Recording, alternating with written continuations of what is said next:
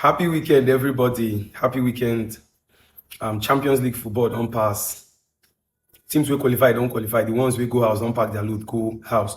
Now, weekend football and club football is back again. The Premier League has some mouth-watering fixtures this weekend. And let's just go through each and every one of them. We have Brentford versus Fulham on Saturday, early fixtures, 12:30.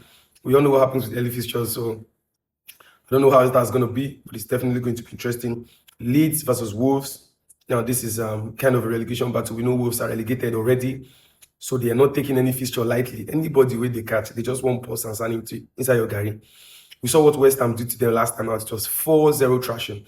So I think this time around they will not take this one lightly. Newcastle Bournemouth.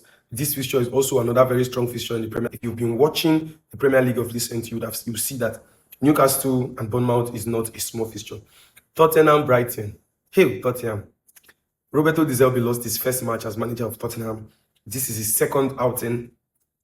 Tottenham are languishing in 18th place, and they are meeting Brighton. Brighton is sitting comfortably away from the relegation zone.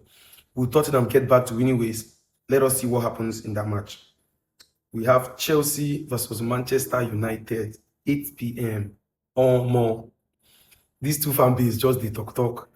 The ones we know they play match for 24 days. The other ones, where PSG disgrace.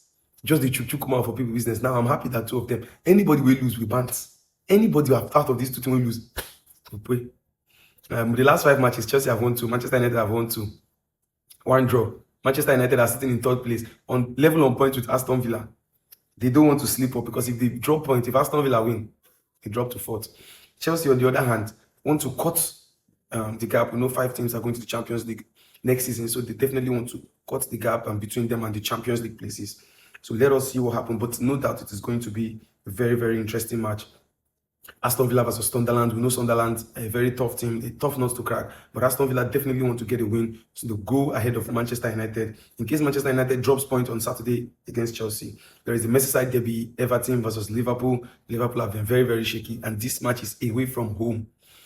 I don't know what to say, but let us see what happens in that match, although I still favor Liverpool to get a win from that match. There is Nottingham versus Burnley. Nottingham are still in Europe. They just came back from playing in Europe. They qualified. Will fatigue play a role in this match? We know Burnley are in the relegation also. So it should be an easy match for Nottingham, although Nottingham is also sitting 16th place. So it's not a straightforward fixture. Then lastly, we have Manchester City versus Arsenal. This is the title decider.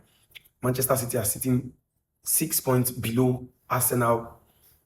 They have a game in hand. If they get a win from this match, they will be 3 points below Arsenal with 1 match at hand. This match will be everything this season. Let us see what happens with this fixture. We'll be talking about each and every of this match one after the other. Until then, peace.